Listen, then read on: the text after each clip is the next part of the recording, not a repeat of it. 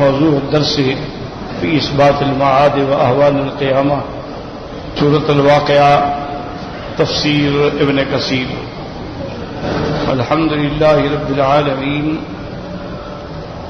والصلاة والسلام على أشرف الأنبياء وسيد المرسلين سيدنا محمد وعلى آله وأصحابه أجمعين. اللهم صل على سيدنا محمد وعلى آل سيدنا محمد كما صليت على إبراهيم وعلى آل إبراهيم في العالمين إنك حميد مجيد. أعوذ بالله من الشيطان الرجيم. بسم الله الرحمن الرحيم. إذا وقعت الواقعة ليس لوقعتها كاذبة خافضة رافعة إذا رجت الأرض رجا وبست الجبال بسا فكانت هباء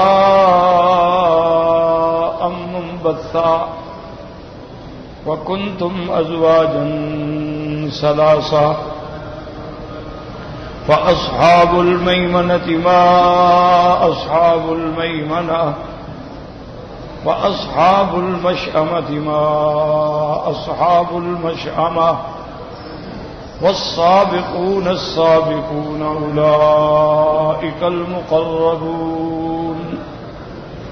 أولئك المقربون في جنات النعيم. قال المؤلف والمفسر رحمه الله تعالى أدام النفع بعلومه وعلومكم في الدارين آمين إلى أن قال وقوله تبارك وتعالى إذا رجت الأرض رجا أي حركت تحريكا فاهتزت واضطربت بطولها وعرضها. اب اللہ پاک نے فرمایا کہ جب زمین کو حرکت آئے گی، زلزلہ آئے گا اور زمین مضطرب ہو جائے گی، طول میں بھی عرض میں بھی، ہر جگہ، تو زمین جو ہے زلزلے کی وجہ سے جیسے آسمان پھٹ گئے ایسے زمینیں بھی پھٹ گئی. ولہذا قال ابن عباس ومجاہد وقتادہ وغير واحد في قوله تعالى إذا رجت الأرض رجا أي زلزلت زلزالا. جب زمین میں زلزلہ آئے گا، جیسے زلزلہ آتا ہے اور پوری زمین کو الٹ پلٹ کر کے رکھ دیتا ہے. وقال الربيع بن أنس ترج بما فيها كرج الغربال بما فيه. ربیع بن انس فرماتے ہیں کہ زمین ایسے حرکت کرے گی جیسے چھاننی میں آپ حرکت دیتے ہیں نا، تو اس سے جو چیز خراب ہو گر جاتی ہے اور باقی صاف رہ جاتی، تو زمین بھی ایسے چھان ڈالے گی، جو کچھ بھی اس کے اندر ہوگا وہ اس کو چھلنی کر دے گی. جیسے دوسری جگہ اللہ فرماتے ہیں اذ الارض مدت والقت ما فیہا وتخلت. جب زمین پھٹے گی اور جو کچھ اندر ہے باہر نکل آئے گا. اذا زلزلت الارض زلزالها واخرجت الارض اثقالها. جو بوجھ اس کے اندر ہیں، خزانے ہیں، معدنیات ہیں، انسان ہیں، جو دفن، سب کو زمین باہر پھینک. وهذا كقوله تبارك وتعالى اذا زلزلت الأرض زلزالها. وقال تعالى يا أيها الناس اتقوا ربكم إن زلزلة الساعة شيء عظيم. وقوله تبارك وتعالى وبست الجبال بسا أي فتتت فتا. پہاڑ ریزہ ریزہ ہو جائیں گے. قالوا ابن عباس ومجاهد وإكرمة وقتادة وغيرهم.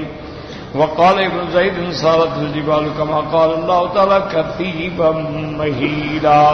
ریزہ ریزہ ہو کے ریت ہو جائیں گے اور پھر ہوا منبثہ بن کے اڑ جائیں گے.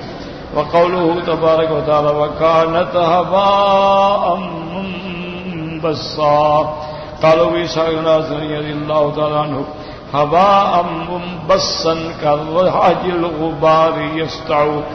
آپ نے فرمایا ایسے ہو جائیں گے جیسے غبار، ایسے دیکھیں نا غبار اٹھتا ہے پھر دیکھو کچھ بھی نہیں ہوتا. فلا يبقى منه شيء وقال له فيه من بعد في قوله تعالى وكانت هباء منبثا الهباء الذي يطير من النار إذا اضطرمت يطير منه الشرر فإذا وقع لم يكن شيئا.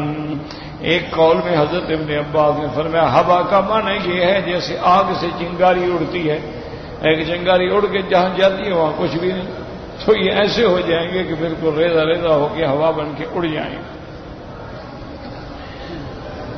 وقال اکرمہ المنبس الذی قد زرته الریح وبسته، وہ کہتے ہیں منبسہ کا معنی یہ ہے کہ جس کو ہوائیں جو ہیں اڑا کے متفرق کر دیں. وقال قتادہ هباء منبسا كيبس الشجر الذي تذروه الرياح، یعنی ایسے ہو جائیں گے کہ جیسے سوکھے پتے ہوتے ہیں اور ہوائیں اڑا کے لے جاتی ہیں. وهذه الآية إخواتها الدارة زوال الجبال نماكنها يوم القيامة وذهابها وتيسيرها ونصفها إكلها والسيرورتها كالإهن المنفوش. اب مفسر رحمۃ اللہ علیہ فرماتے ہیں کہ اس قسم کی جتنی آیتیں ہیں ان کا خلاصہ یہ ہے کہ پہاڑ بھی اڑ جائیں گے اپنی جگہوں سے اور بالکل رضا رضا ہو جائیں گے، اور ایسے ہوں گے جیسے کپاس کو آدمی دھنتا ہے تو اڑ رہی ہوتی ہے، ایسے اڑ جائیں گے اور پھر اس کے بعد غبار بن کے ان کا وجود بھی باقی نہیں رہے گا. اسی لیے میں نے عرض کیا تھا کہ مسئلہ قیامت جو ہے جب تک اللہ کی رحمت نہ ہو، عنایت نہ ہو، ہدایت نہ ہو، سمجھ ہی نہیں آ سکتی. یاد رکھو کہ آج کل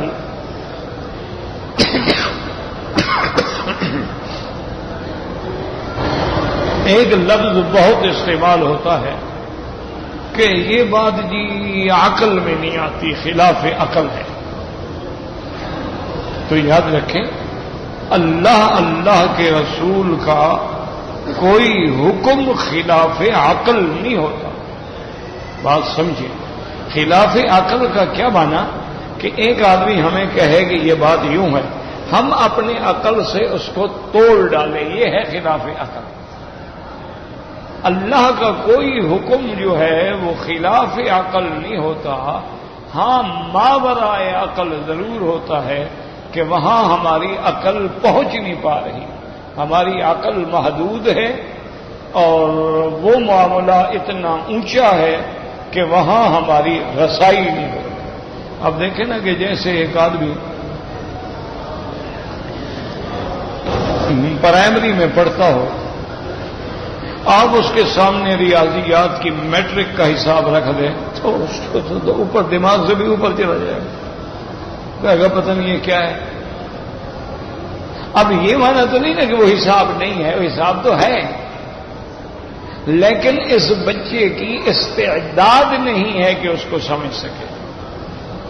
تو اب یہ ہم تھوڑا کہیں گے کہ وہ خلاف عقل ہے، وہ تو عقل کے مطابق ہے، حساب ہے، صحیح ہے، لیکن اس سمجھنے والے کی عقل اس مقام پہ پہنچی نہیں، اس کو سمجھ ہی نہیں آ سکتی. اسی لیے جب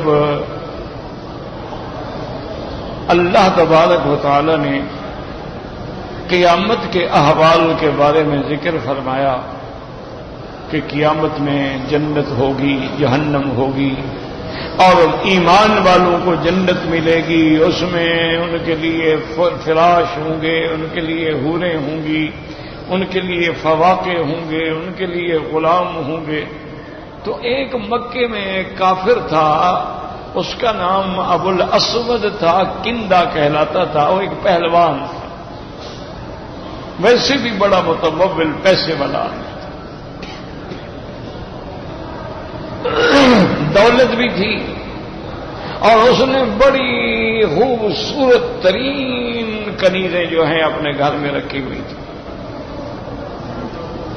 اور دولت کے نشے میں اور شراب کے نشے میں پھر نوکر ہیں، چاکر ہیں، خوبصورت کنیزیں ہیں اور باغات ہیں، فواکے ہیں، پھل ہیں. تو جب اس نے یہ بات سنی تو وہ حضور صلی اللہ علیہ وسلم کی خدمت میں آیا اور کہنے لگا کہ یا رسول اللہ صلی اللہ علیہ وسلم آپ ہمیں جنت کی لالچ دیتے ہیں، جنت تو میرے پاس یہاں موجود ہے، آپ مجھے حوروں کی لالچ دیتے ہیں، آگے دیکھیں میری کیسے کنیزیں ہیں، کیسے خوبصورت ہیں، کیسے جمال ہے، میرے پاس تو حوریں یہاں موجود ہیں، میرے پاس نوکر یہاں موجود ہیں، ملازم یہاں موجود ہیں، اور پھر میرے پاس اتنی طاقت ہے۔ وہ اتنا طاقتور اور زور آور تھا کہ یہ گائے کا جو چمڑا ہے نا، اس چمڑے کو بچھا دیتے تھے تو وہ ایک جگہ کھڑا ہو جاتا تھا، تو 20 آدمی اس کے پاؤں کے نیچے سے اس چمڑے کو کھینچتے تھے، چمڑا ٹوٹ جاتا تھا لیکن وہ نہیں ہلتا تھا، اتنا زور آور آتا۔ تو کہنے لگا یا رسول اللہ آپ ہمیں ڈراتے ہیں کہ وہاں جہنم پہ 19 فرشتے ہوں گے، 19 فرشتوں کو تو میں اکیلا ہی کافی ہوں، 19 فرشتوں کا کیا ہے، میں تو ان کو پکڑ کے مار ڈالوں گا۔ تو وہ تمسخر کرنے لگا، غرور کرنے لگا اور قیامت کی باتوں کو یعنی مذاق میں اور ٹھٹھے میں اڑانے لگا، تو جس پر پھر اللہ نے وہ سورت مبارک لا اقسم بہذا البلد وانت حل بہذا البلد ووالد وما ولد، اللہ نے وہ سورت کہ یا محمد صلی اللہ علیہ وسلم مجھے قسم ہے اس بلد کی جس میں آپ اترے ہیں، اور مجھے قسم ہے والد کی اور اس کی اولاد کی، یعنی آدم اور اس کی جمیع ذریہ، لقد خلقنا الانسان فی کبد، ہم نے انسان کو مشقت میں بنایا، وہ تو مشقت میں ہے ہر وقت، پھر بھی اعتراض کرتا ہے۔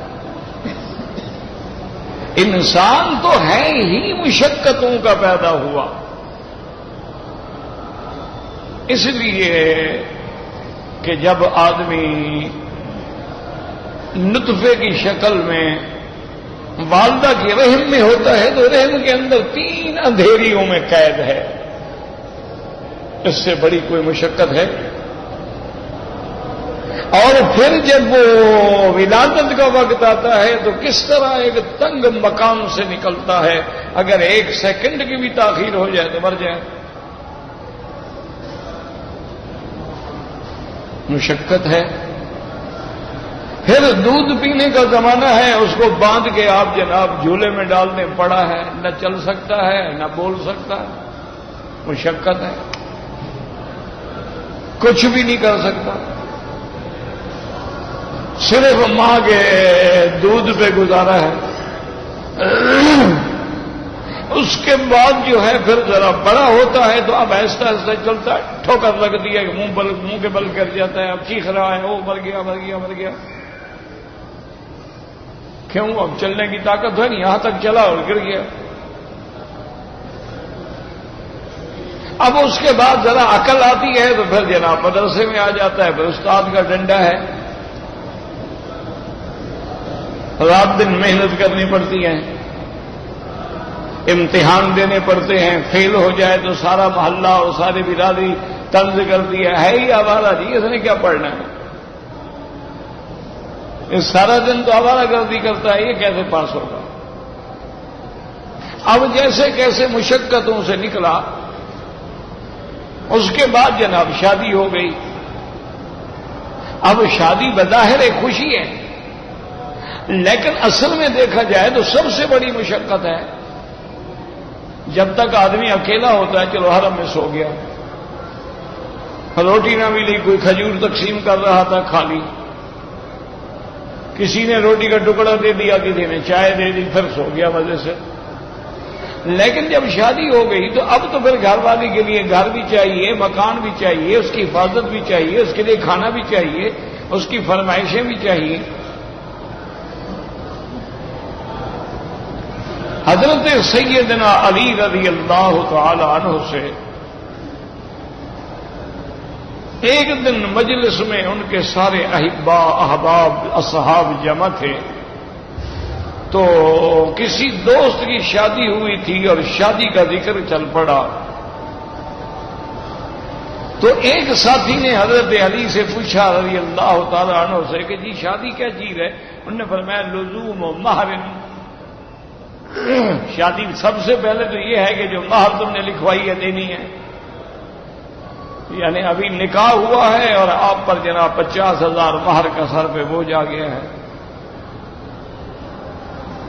لزوم و مہر۔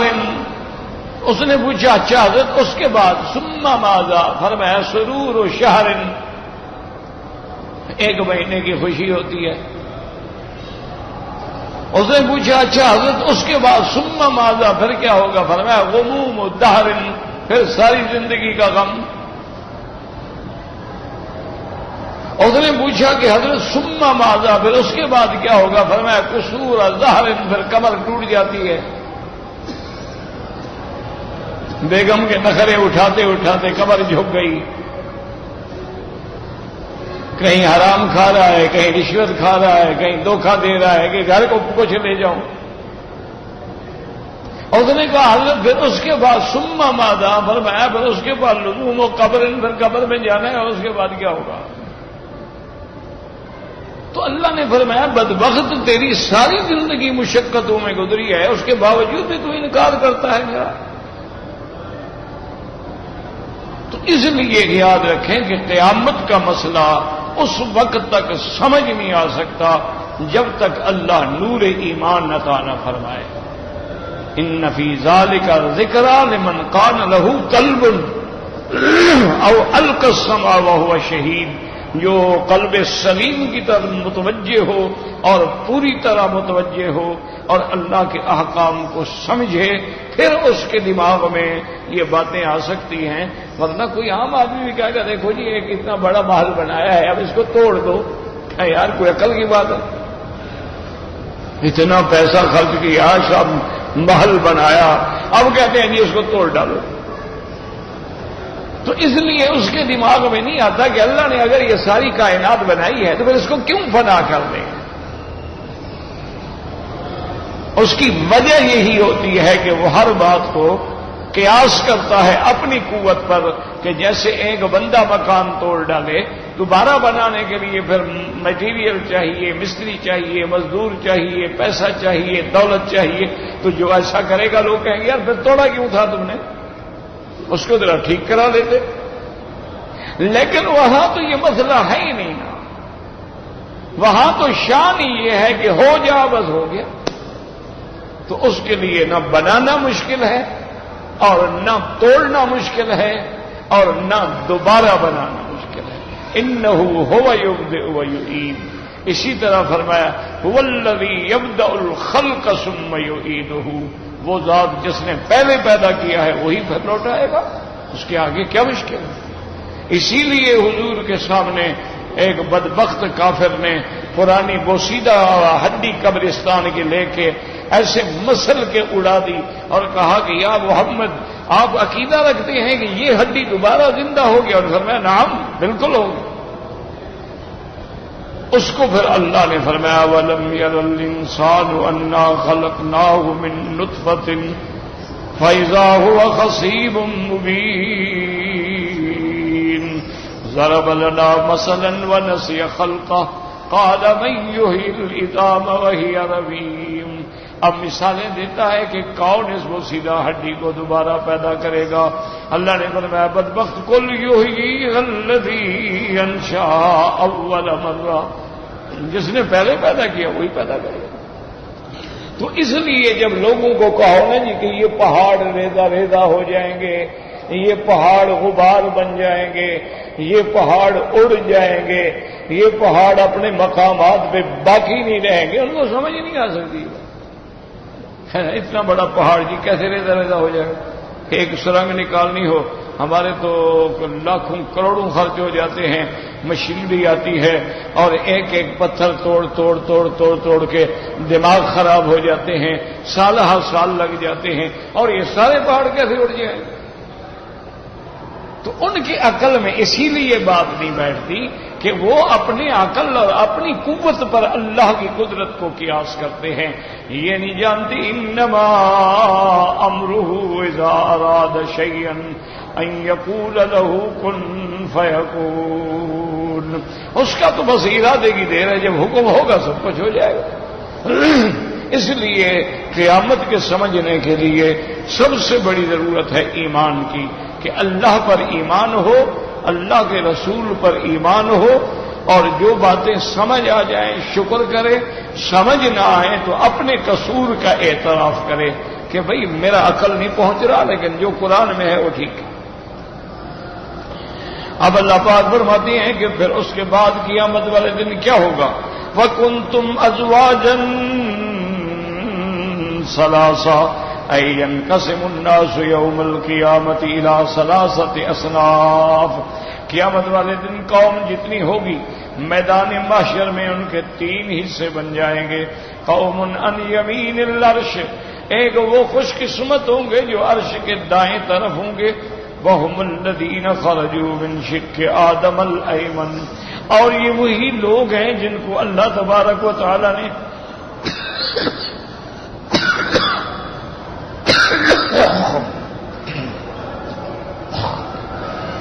لا حول ولا قوت الا باللہ.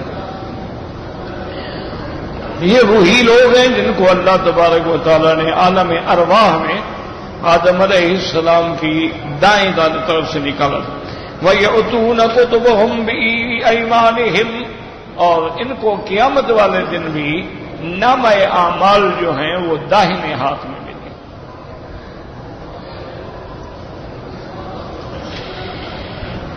وَيُؤْخَذُ بِهِمْ ذَاتَ الْيَمِينِ، اور ان کو داہنی طرف سے جنت میں لے جایا جائے گا. قَالَ السُّدَيُّ وَهُمْ جَمْهُورُ أَهْلِ الْجَنَّةِ، یہ اہل جنہ ہوں. وَآخَرُونَ عَنْ يَسَارِ الْعَرْشِ، اور ایک جماعت وہ ہوگی جو عرش کے بائیں طرف. وَهُمُ الَّذِينَ خَرَجُوا مِنْ شِقِّ آدَمَ الْأَيْسَرِ، یہ وہ لوگ ہیں جو آدم علیہ السلام کے بائیں طرف سے نکالے گئے. وَيُؤْتُونَ كُتُبَهُمْ بِشِمَالِهِمْ، اور ان کو بائیں ہاتھ میں نامہ عمل ملے گا. وَيُؤْخَذُ بِهِمْ ذَاتُ الشِّمَالِ، اور ان کو بائیں طرف سے جہنم کی طرف لے جایا جائے گا. وَهُمْ عَامَّةُ أَهْلِ النَّارِ، یہ جہنمیوں کا حال ہوگا. عِيَاذًا بِاللَّهِ مِنْ سَنِيئِهِمْ، اللہ کی پناہ. وَطَائِفَةٌ صَابِقُونَ بَيْنَ يَدَيْهِ عَزَّ وَجَلَّ، اور ایک جماعت وہ ہوگی جو سب سے سبقت لے جانے والی ہوگی. وَهُمْ أَخَصُّ وَأَحْظَى وَأَقْرَبُ، یہ وہ لوگ ہیں جو اصحاب الیمین میں سے خاص لوگ ہیں، گویا کہ ان کے سردار ہیں. فِيهِمُ الرُّسُلُ وَالْأَنْبِيَاءُ وَالصِّدِّيقُونَ وَالشُّهَدَاءُ وَهُمْ أَقَلُّ عَدَدًا مِنْ أَصْحَابِ الْيَمِينِ، اور سابقون میں اللہ کے پیغمبر ہوں گے، اللہ کے رسول ہوں گے، ان میں صدیقین ہوں گے، ان میں شہداء ہوں گے، لیکن یہ اصحاب الیمین سے کم ہوں گے. وَلِهَذَا قَالَ تَعَالَى فَأَصْحَابُ الْمَيْمَنَةِ مَا أَصْحَابُ الْمَيْمَنَةِ وَأَصْحَابُ الْمَشْأَمَةِ مَا أَصْحَابُ الْمَشْأَمَةِ وَالسَّابِقُونَ السَّابِقُونَ. وَهَكَذَا قَسَّمَهُمْ إِلَى هَذِهِ الْأَنْوَاعِ الثَّلَاثَةِ فِي آخِرِ السُّورَةِ وَقْتَ احتضارهم. اب مفسر فرماتا ہے کہ سورۃ الواقعہ کے آخر کے اندر پھر اللہ تبارک و تعالی نے ان تینوں قسموں کا ذکر فرمایا ہے. اور اسی طرح اللہ تبارک و تعالی نے دوسری آیات میں بھی ذکر فرمایا. ثم اورثنا الكتاب الذين اصطفينا من عبادنا فمنهم ظالم لنفسه ومنهم مقتصد ومنهم سابق بالخيرات بإذن الله. وہاں بھی وہی 3 قسمیں ہو گئی. وذلك على أحد القولين في الظالم لنفسه كما تقدم بيانه. قال سفيان الثوري عن جابر الجوفي عن مجاهد عن ابن عباس في قوله وكنتم أزواجا ثلاثة قال هي التي في سورة الملائكة. ثم أورثنا الكتاب الذين اصطفينا من عبادنا فمنهم ظالم لنفسه ومنهم مقتصد ومنهم سابق بالخيرات. وقال ابن جريج عن ابن عباس هذه الأزواج الثلاثة هم المذكورون في آخر السورة وفي سورة الملائكة. وقال يزيد الرقاشي سألت ابن عباس عن قوله وكنتم ازواجا ثلاثا، انہوں نے فرمایا 3 قسمیں ہوں گی، اصنافا ثلاثا، وقال مجاہد اصنافا ثلاثا، وقال مجاہد وكنتم ازواجا ثلاثا یعنی فرقا ثلاثا، وقال میمون بن مہران افواجا ثلاثا، وقال عبید اللہ العتکی عثمان بن سراقة بن خالد عمر بن الخطاب رضی اللہ عنہم وکنتم ازواجا ثلاثا اثنان فی الجنت وواحد فی النار، انہوں نے فرمایا 3 قسمیں ہو جائیں گی اور 2 قسمیں جو ہیں یہ تو جنت میں جانے والوں کی ہوں گی اور 1 قسم جو ہے وہ جہنم میں جانے والوں کی ہوگی۔ اللہم اجرنا من النار۔ ہمارے ایک بہت بڑے دوست بھی تھے، بھائی بھی تھے اور عالم بھی تھے، شیخ الحدیث تھے جامعہ اشرفیہ لاہور میں، مولانا عبد الرحمن اشرفی، ان کا انتقال ہو گیا، آج ان کا جنازہ تھا، دعا کریں اللہ ان کی مغفرت فرمائیں، ان کے درجات کو بلند فرمائیں اور ان کے پسماندگان کو صبر جمیل عطا فرمائیں۔ بڑا ہی ماشاءاللہ یعنی اللہ نے اس کو ظاہری طور پر بھی بڑا جمال دیا، بڑا خوبصورت آدمی اور ماشاءاللہ بڑا ویل ڈریس تھا، اچھے سے اچھا لباس پہننے والا اور ہر وقت چہرے پہ مسکراہٹ ہوتی تھی اور ماشاءاللہ بہت اچھے پڑھانے والا ذہین آدمی اور بہت بڑا آدمی سے ان کے بڑے خدمات ہیں اور جامعہ اشرفیہ ایک معروف ادارہ ہے بہت بڑا جس کا ایک مقام ہے دنیا میں۔ تو یہ حضرت کے تقریباً شیخ فضل رحیم سے بڑے تھے اور ان کے ماشاءاللہ 3 بیٹے ہیں، 3 بیٹیاں ہیں، 1 بیوی ہے، بیٹے بھی الحمدللہ قاری ہیں، عالم ہیں، بیٹے نے ہی جنازہ پڑھایا باپ کا ماشاءاللہ، کیونکہ شرعاً حکم یہی ہوتا ہے، ورنہ تو محترم صاحب موجود تھے، وہ تو سب کے استاد ہیں، استاد الکل ہیں، لیکن حق یہ ہوتا ہے کہ اگر اولاد ہے اور الحمدللہ پھر عالم بھی ہو، قاری بھی ہو، تو اس کا حق ہے کہ وہ جنازہ پڑھا۔ تو اللہ ان کی مغفرت فرمائے، اللہ تبارک و تعالی جتنے علماء، صلحاء، اولیاء شہید ہو گئے، فوت ہو گئے، اللہ سب کی مغفرت فرمائے اور سب کے درجات بلند فرمائے اور جتنا مخلوق زندہ ہے اللہ سب کو ہدایت عطا۔ بہت کام کے آدمی تھے لیکن موت تو برحق ہے نا جی، وہ تو آنی ہے۔ وقال ابن ابي حاتم حدثنا ابي قال حدثنا محمد بن الصباح حدثنا الوليد بن ابي ثور عن سماك النعمان بن بشير قال قال رسول الله صلى الله عليه وسلم واذا النفوس زوجت قال الضرباء كل رجل من كل قوم كانوا يعملون عمله۔ حضرت نعمان بن بشیر فرماتے ہیں قرآن کہتا ہے اذا النفوس زوجت، تو کیا مانا؟ انہوں نے کہا کہ قیامت والے دن اللہ ہر بندے کو اس کے ساتھ کھڑا کرے گا جو اس کے عمل والا، یعنی مثلا یوں سمجھ لیں عالم ہے علماء کی صف میں ہوگا، عابد ہے تو اللہ کی عبادت گزاروں کی صف میں ہوگا، صدیق ہے تو صدیقین کے ساتھ ہوگا، کافر ہے تو کافر کے ساتھ ہوگا، منافق ہے تو منافق کے ساتھ ہوگا، فاجر ہے تو فاجر کے ساتھ ہوگا۔ تو اس نے جیسی شکل بنائی جو اس کے عمل ہوں گے اسی کے ساتھ اس کو کھڑا کیا جائے۔ اس لیے حضور پاک صلی اللہ علیہ وسلم نے فرمایا من تشبہ بقوم فہو منہم، او کما قال النبی صلی اللہ علیہ وسلم، جو آدمی کسی کی شکل بناتا ہے قیامت میں اسی کے ساتھ اٹھایا جائے۔ یہ سب سے بڑی وعید ہے.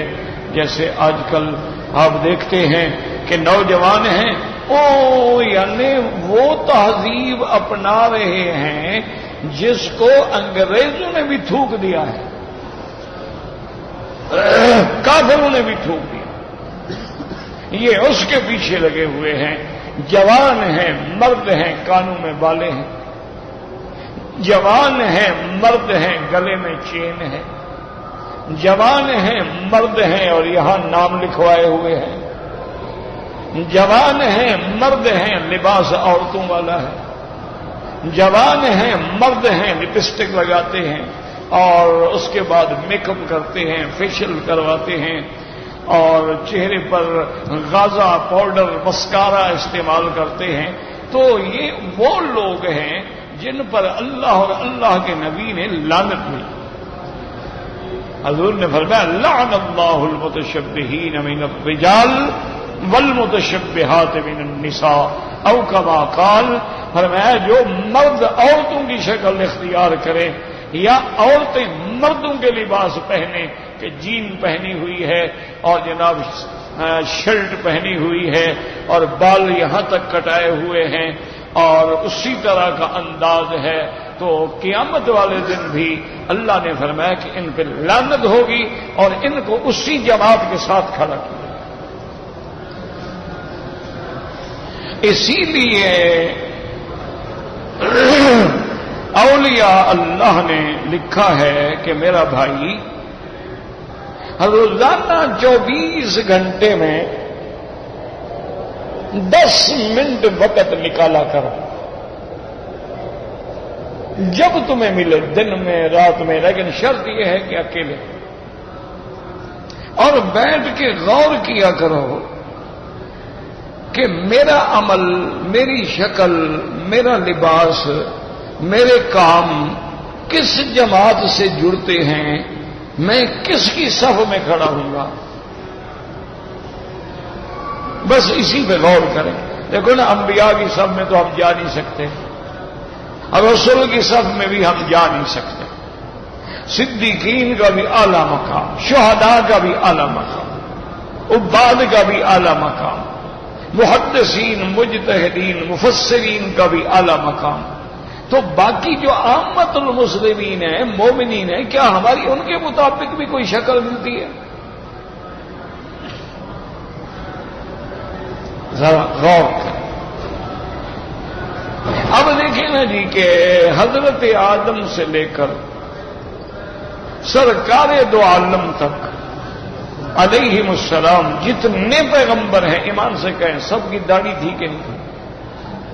تمام صحابہ، تمام تابعین، تمام اولیاء اللہ، تمام عباد صالحین، سب کی داڑھی تھی. تو داڑھی منڈا جو ہے وہ قیامت میں کس صف میں کھڑا ہوگا؟ وہاں تو کھڑا نہیں ہو سکتا، ان جیسی تو شکل ہے ہی نہیں. خود سوچ لو، غور کر لو. کسی مولوی کی ضرورت نہیں ہے، کسی پیر کی ضرورت نہیں ہے. اللہ نے تمہیں عقل نہیں دیا ہے؟ دیکھو نا، بھی اللہ نے تمہیں بھی تو عقل دیا ہے نا کہ بھی آپ نے ٹرین کا ٹکٹ لیا ہے.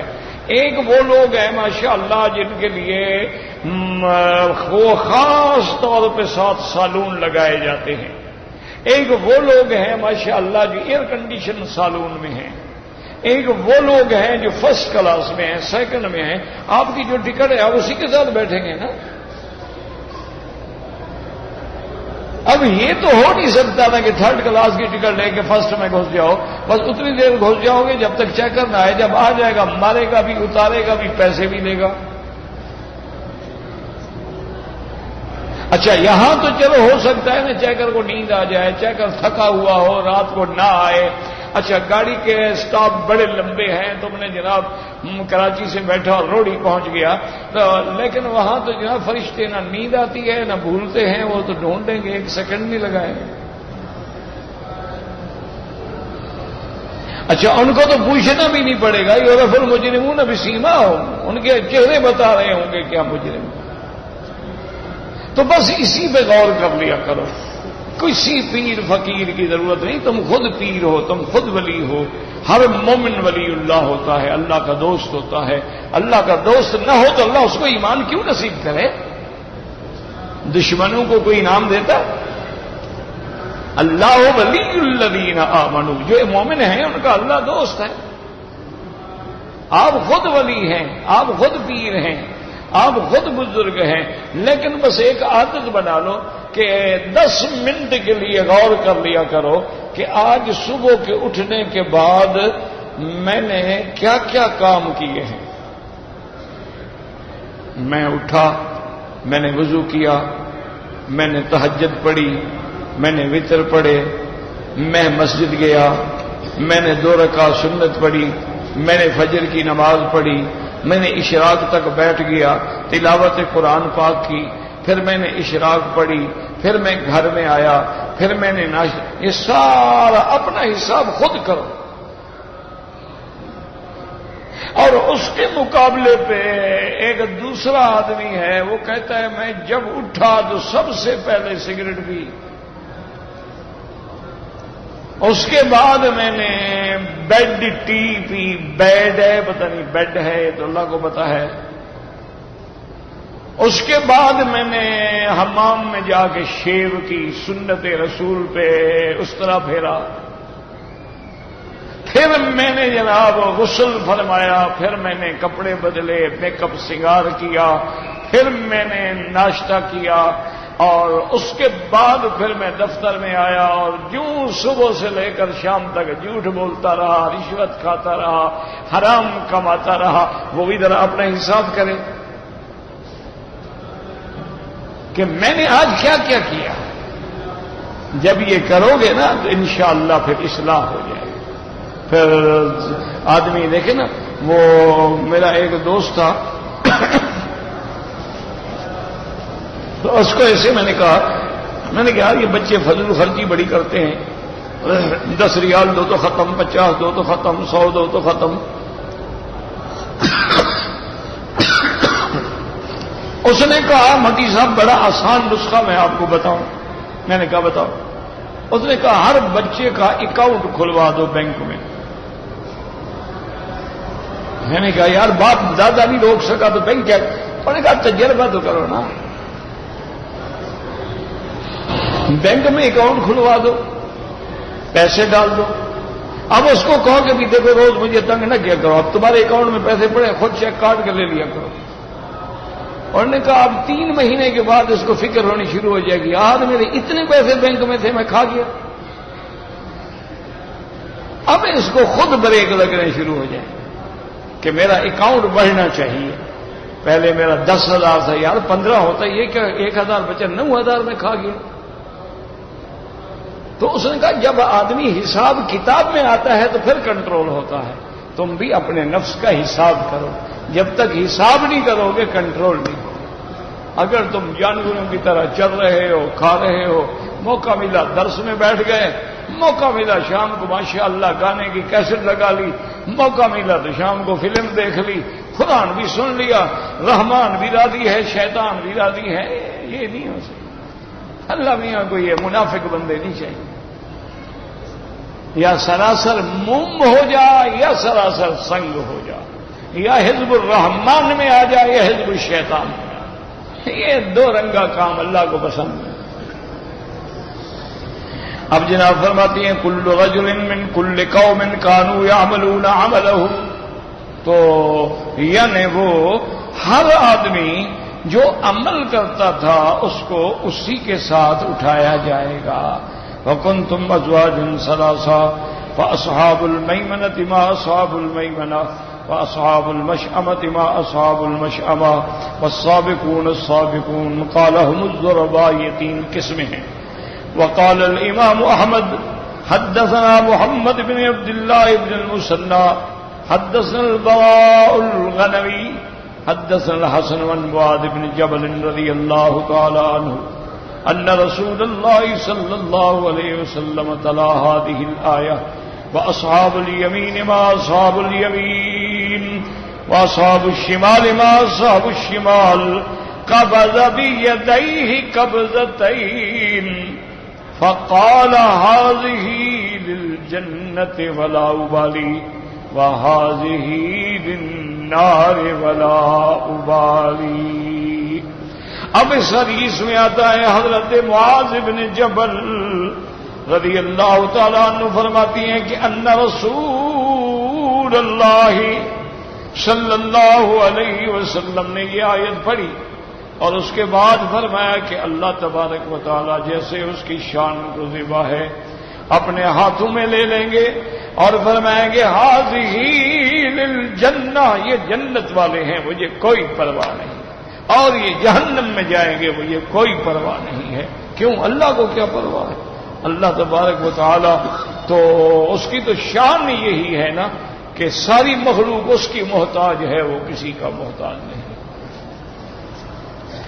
اب اس کے بعد فرماتی ہیں وقال الامام احمد حدثنا حسن قال حدثنا ابن لہیہ قال حدثنا خادم ابی عمران القاسم محمد بن عائشہ رضی اللہ تعالی عنہ عن رسول اللہ صلی اللہ علیہ وسلم انہ قال اتدرون من السابقون الى ذل اللہ یوم القیامۃ قالوا اللہ ورسولہ اعلم.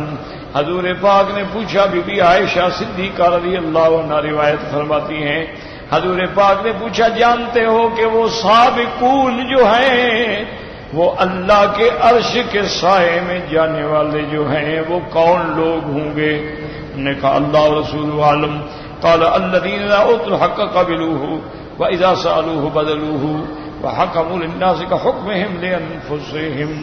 حضور پاک نے فرمایا یہ وہ لوگ ہوں گے جب ان کے پاس حق آتا ہے تو مان لیتے ہیں، اور جب ان سے کوئی سوال کرتا ہے تو اس کی مدد کرتے ہیں، اور اگر ان کے پاس فیصلہ آئے تو عدل کا فیصلہ کرتے ہیں، یعنی جیسے کہ اپنے لیے خیر چاہتے ہیں سب کے لیے چاہتے ہیں. وقال محمد بن کعب و یعقوب بن مجاہد والسابقون السابقون هم الانبیاء علیہم السلام. وہ فرماتے ہیں سابقون سے مراد جو ہیں وہ انبیاء ہیں. وقال السدی هم اہل علیین، انہوں نے فرمایا جن کے ارواح علیین میں ہیں وہ سب سابقون میں ہیں. وقال ابن ابی رجین المجاہد ابن عباس والسابقون السابقون. قال یوشع ابن نون سبق الی موسیٰ، جو سب سے پہلے موسیٰ علیہ السلام پر ایمان لایا.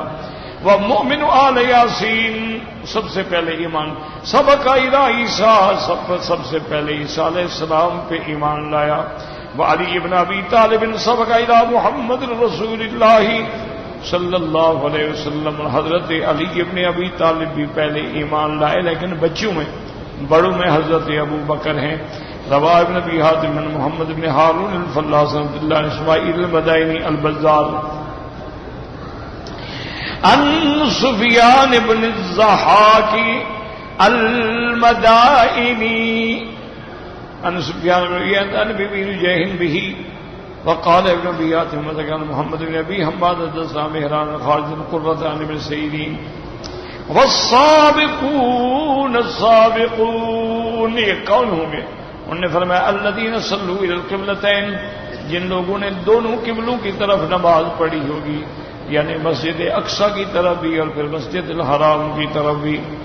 اور اس کے بعد فرماتے ہیں رواہ جریر بن حدیث خالد وقال حضرت قتادہ والسابقون السابقون من کل امت، ہر امت میں یہ لوگ ہوں گے.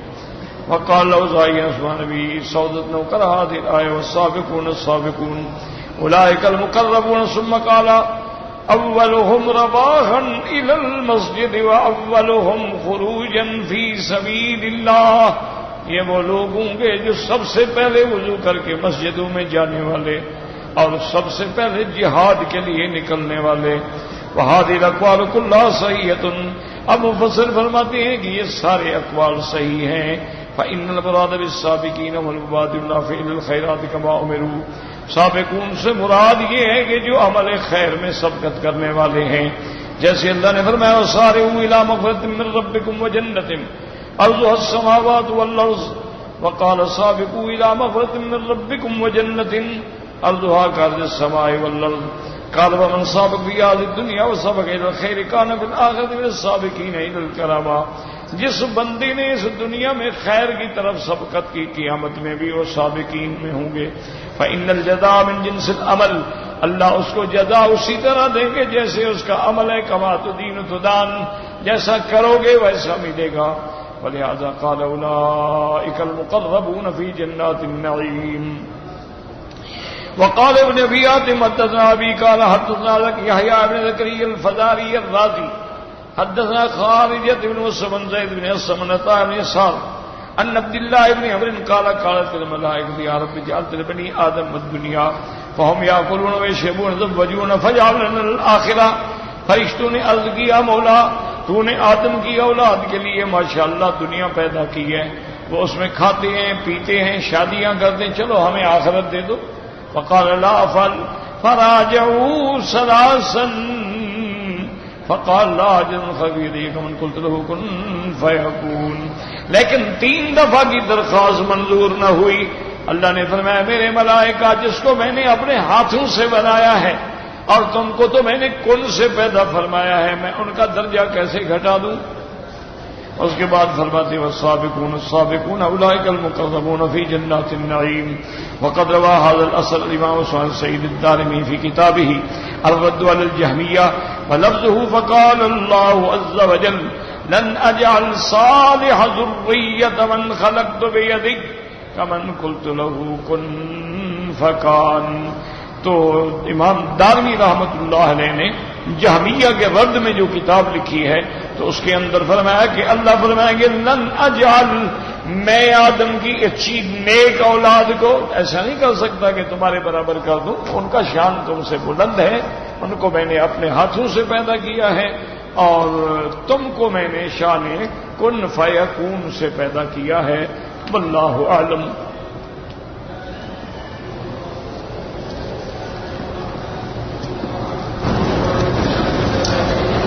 کہتے ہیں جی کہ تعویذ کے ذریعے کسی کو بیمار یا کسی کو یعنی گھر میں جھگڑا وگڑا کرایا جا سکتا ہے. میرا بھائی بات یہ ہے پہلے تو ایمان رکھو کہ اگر ساری دنیا مل کے تمہیں نقصان پہنچانا چاہے اور اللہ نہ چاہے کوئی نہیں پہنچا سکتا, اور ساری دنیا مل کے تمہیں نفع دینا چاہے اللہ نہ چاہے تو کوئی تمہیں نفع نہیں دے سکتا. ہر چیز اللہ کے ہاتھ میں ہے. یہ تو محض ایسے ہے جیسے یوں سمجھ لو کہ آدمی سگریٹ پی کر کسی کے گھر میں پھینک دے تو آگ تو لگ جائے گی. یہ اسباب ظاہری تو ہوتے ہیں, اور خاص طور پہ وہ خبیث لوگ جو جادوگر ہیں, جو جادو کرتے ہیں, سحر کرتے ہیں اور عمل سفلی کرتے ہیں. وہ تو قرآن کہتے ہیں یفرقون بین المرء وزوجہ, وہ بیوی اور میاں کے اندر جھگڑا کرا دیتے ہیں. نہیں ہو سکتا ہے. ایسے شیطان جو ہیں جو اعمال سفلیہ کرتے ہیں ان کے لیے کوئی ایسا مشکل مسئلہ نہیں, وہ کر لیتے. اور یہ بھی اللہ کی حکمتیں ہیں, اور ان کا توڑ کیا ہے اللہ کا قرآن ہے کہ اگر تمہیں ایسا شک ہے تو گھر میں سورۃ البقرہ کی تلاوت کرو, کیسٹ چلاؤ, خود سنو, خود پڑھو, خود پانی پہ دم کرو, وہی پانی سب پہ ڈالو, اسی پانی کو پانی میں ملا کے غسل کر لو, انشاءاللہ سب جادو وادو سب بھاگ جائیں گے.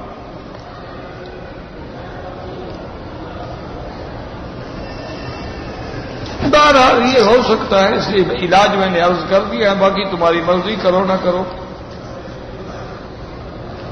کہتے ہیں جی کہ اگر بیوی کا دودھ جو ہے خامند جو ہے وہ اپنے لذت کے لیے بیوی کا پستان چوس رہا تھا اور بیوی کا دودھ جو ہے وہ اندر چلا گیا, کچھ نہیں ہوتا جناب, بلکہ آپ کو فائدہ ہو گیا کہ بیوی کی بیوی اور بکری کی بکری. خود بھی دودھ پیو, بلکہ نکال کے رکھا کرو, دوستوں کو بھی پلاؤ. جب آئے نا اسی کی چائے بنا کے پلاؤ کہ ایسا دودھ ڈال رہا ہوں جو کبھی کسی نے نہیں ڈالا ہوگا. انا للہ و انا الیہ راجعون. بھائی نہ نکاح ٹوٹتا ہے نہ کچھ ہوتا ہے, لیکن کوئی انسانیت بھی تو ہوتی ہے. انسانیت بھی تو کوئی چیز ہے. یہ تو نہیں ہے نا کہ تم جو بھی کافروں کی عادات دیکھو اسی کو اپنا لو. جو ان لوگوں کے وہ تو حیوان ہیں,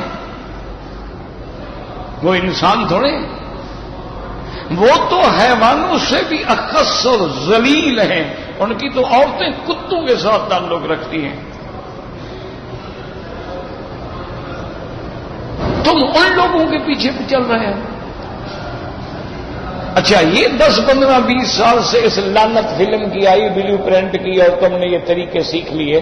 اس سے پہلے میاں بیوی نہیں تھے, ان میں محبت نہیں تھی, ان میں اولادیں نہیں تھیں, ان میں احترام نہیں تھا, کہ صرف یہ ذریعہ باقی رہ گیا محبت پیدا کرنے کا. انا للہ و باقی کو ہوتا کچھ نہیں, مزے کرو, دودھ شودھ پیو.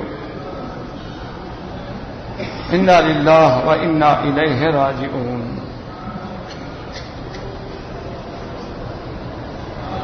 دادا دادی فوت ہو گئے ہیں, میں ادھر ہوں, غریب تھے, پیسہ نہیں تھا, کوئی خیرات نہیں ہوئی. کوئی بات نہیں, کوئی خیرات کرنا ضروری ہے, اللہ دے گا تو کرو گے نا. اگر تمہیں اس نے خیرات لینے والا بنا دیا ہے تو تم کہاں سے خیرات کرو گے؟ لیکن یہ تو تمہارے بس میں ہے نا, طواف کر کے دعا کرو, قرآن پڑھ کے دعا کرو, عمرہ کر کے دعا کرو, حج کر کے دعا کرو.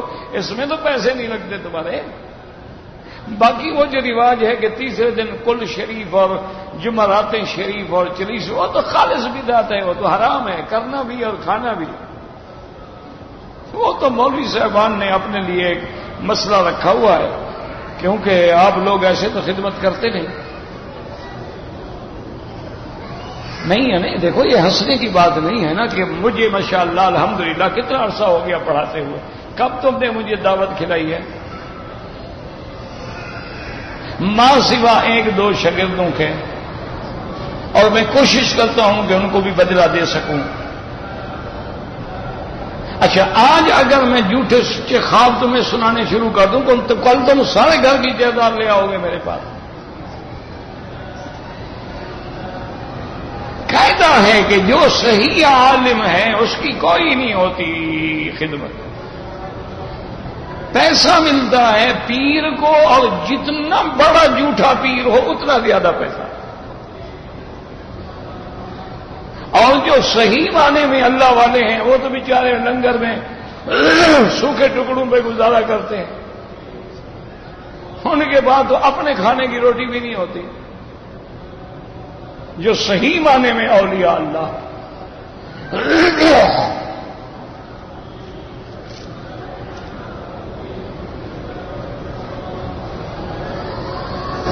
کہتے ہیں جی کہ بیوی نے خاوند کی اجازت کے بغیر ہسپتال میں جا کر اولاد نہ ہونے کے لیے آپریشن کرا دیا.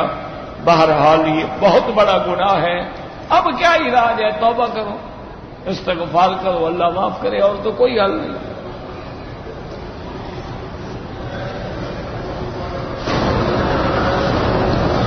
کہتے جی کہ شادی کی رات میں دولہا دلہن جو ہیں وہ نماز پڑھیں. سنت ہے کہ پہلے آدمی 2 رکعت نماز پڑھ لے, اس کے بعد دلہن کے بالوں کو پکڑ کے دعا کریں, اور پھر یہ ضروری نہیں کہ کوئی جماعت کریں, وہ تو نفل نماز ہے. اللہ کا شکر ہو گیا کہ اللہ نے مجھے حلال کا رزق عطا فرمایا.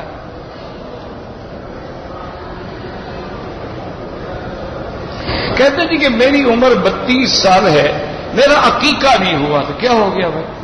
نہیں ہوا تو نہیں ہوا. عقیقے کا بڑا فکر ہے, اس طرح روز پھرواتا ہے داڑھی پہ.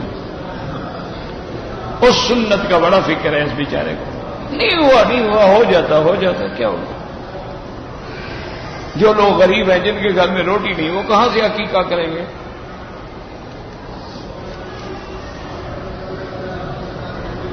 داڑھی مڈانا جو ہے وہ گناہ پہلی دفعہ مڈائے تو صغیرہ ہے, جب دوبارہ مڈائے گا تو گناہ کبیرہ ہے, بار بار مڈائے گا تو وہ فاسق و فاجر ہے.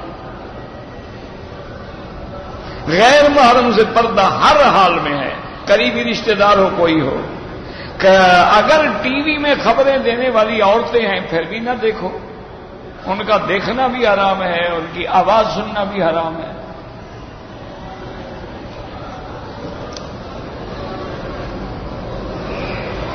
حنفی مسلک میں کتنے ہاتھوں سے سلام کریں؟ 2 ہاتھوں سے کرو, 1 ہاتھ سے کرو, دونوں جائز ہیں. کون سا جھگڑا ہے بھلا اس میں؟ تو محدثین نے باقاعدہ باب باندھے ہیں. انہی مسائل میں اللہ نے تمہیں ڈالا ہوا ہے, بس اسی مسائل کے چکر میں رہو گے. انا للہ و انا الیہ راجعون۔ دعائے استخارہ چھپی ہوئی ملتی ہے، 2 رکعت نماز پڑھو، اس کے بعد 3 دفعہ وہ دعا پڑھو، اور جہاں آتا ہے ان ھذا الامر وہاں اپنے کام کا نام لو، اور 1 دن 2 دن پھر جو اللہ کو منظور ہے اللہ پہ چھوڑ دو۔ جو لوگ شادی نہیں کرتے یا کوشش کے بعد نہیں ہوتی، کوشش کے بعد نہیں ہوتی تو ان پہ کوئی گناہ نہیں، آمدن نہیں کرتے تو وہ حضور کی سنت کے مخالف ہیں۔ نکاح کرنا حضور کی سنت ہے، حضور نے فرمایا النکاح من سنتی فمن رغب عن سنتی، فرمایا جو میری سنت کا انکار کرے اس کا میرے ساتھ کوئی تعلق نہیں۔ تو نکاح کرنا سنت رسول ہے۔ ہاں کوشش کر رہا ہے، غریب ہے، آج کل غریب کو کون رشتہ دیتا ہے؟ امیر آدمی کو تو ہر کوئی رشتہ دے دیتا ہے نا، چاہے وہ بوڑھا بھی ہو، چاہے وہ بد شکل بھی ہو، غریب ہے اچھی شکل کون دیتا ہے؟ غریبوں کو کون رشتہ دیتا ہے؟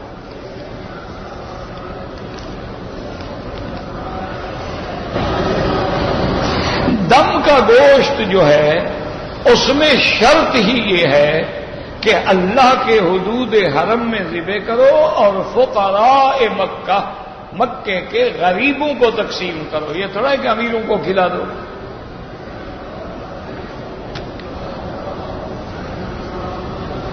اپنے کمرے کے دوستوں کو نہ کھلاؤ، غریبوں کو کھلاؤ۔ دم کا معنی یہ ہے کہ غریبوں کو کھلایا جائے، یہ تھوڑا ہے کہ دم پڑ گئی اللہ میاں بھی راضی، دوست بھی راضی، ان کو گوشت کھلا دیں گے، تو اللہ میاں سے بھی چلاکیاں کرتے ہو۔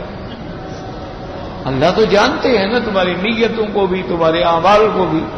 دم کا معنی ہی یہی ہے کہ فقراء حرم، یعنی حرم کے غریبی مسکینوں کو کھلاؤ، جن بیچاروں کو گوشت خریدنا نصیب ہی نہیں ہوتا۔